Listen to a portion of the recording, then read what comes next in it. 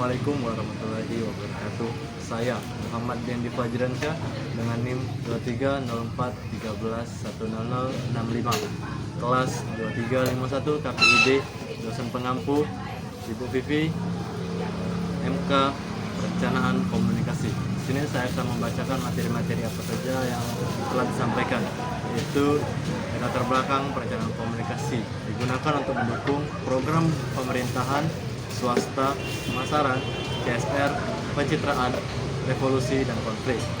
Nah, penyebaran gagasan sosial yaitu kesehatan, pajak, lingkungan, kampanye sosial, proyek pembangunan, infrastruktur, dan industri komunikasi. Yang kedua itu pentingnya perencanaan komunikasi, menentukan keberhasilan program pembangunan, menghindari kegagalan akibat perencanaan yang lemah. Contoh keberhasilan, Azolla dari Filipina, produksi pertanian Indonesia, kampanye anti mabuk Amerika, Bank Desa Bangladesh. Yang ketiga, sejarah dan isu ketidakseimbangan informasi. Isu muncul tahun 1970-an, dipimpin Indra Gani, ketimpangan arus informasi antara negara maju dan berkembang. John Merry, berita internasional sering menyudutkan negara berkembang. Yang keempat, kebijakan komunikasi. Definisinya itu prinsip dan pedoman dalam sistem komunikasi nasional atau SOMRA, Sin My MC Bird, dan UNESCO. Tujuannya itu mengoptimalkan sumber daya komunikasi, mewujudkan koordinasi antarisasi, menyusun strategi komunikasi nasional dan internasional.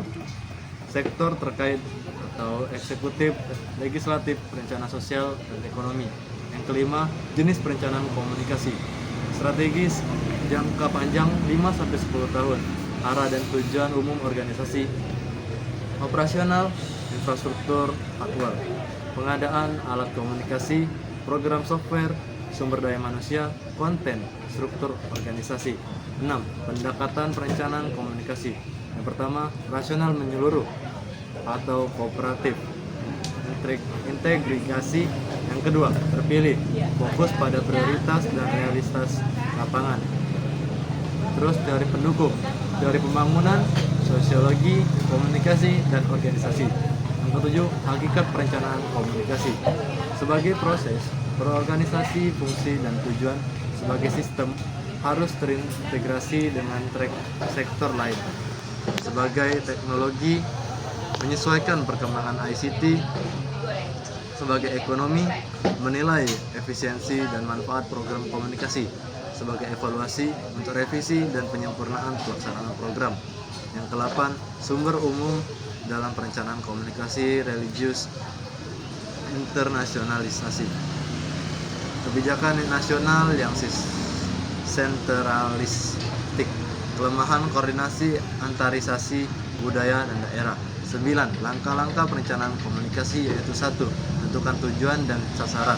Yang kedua, analisis konteks. Yang ketiga, identifikasi audiens. Yang keempat, susun pesan utama. Yang kelima, pilih media dan taktik. Yang keenam, buat timeline. Yang ketujuh, evaluasi dampak. Yang kedelapan, ringkas dalam dokumen rencana. Yang kesembilan, strategi dan contoh. Tentukan audiens, susun pesan, pilih media sosial, blog, atau buletin.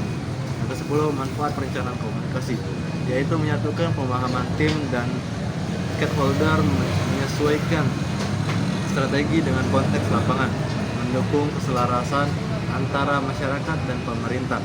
11. Indikator rencana komunikasi yang baik, tujuan jelas, rencana evaluasi, strategi mitigasi, dampak, dan perancangan ringkasan rencana. Yang ke-12, faktor pendukung keberhasilan, distribusi rencana ke semua pihak terkait, tersedia dalam pusat informasi bersama, diupdate sesuai kondisi terbaru, jadwal kerja yang disesuaikan. Yang ke-13 dan yang terakhir yaitu prinsip efektif komunikasi atau REACH, yaitu ada respect, empathy, audible, clarity, dan humble.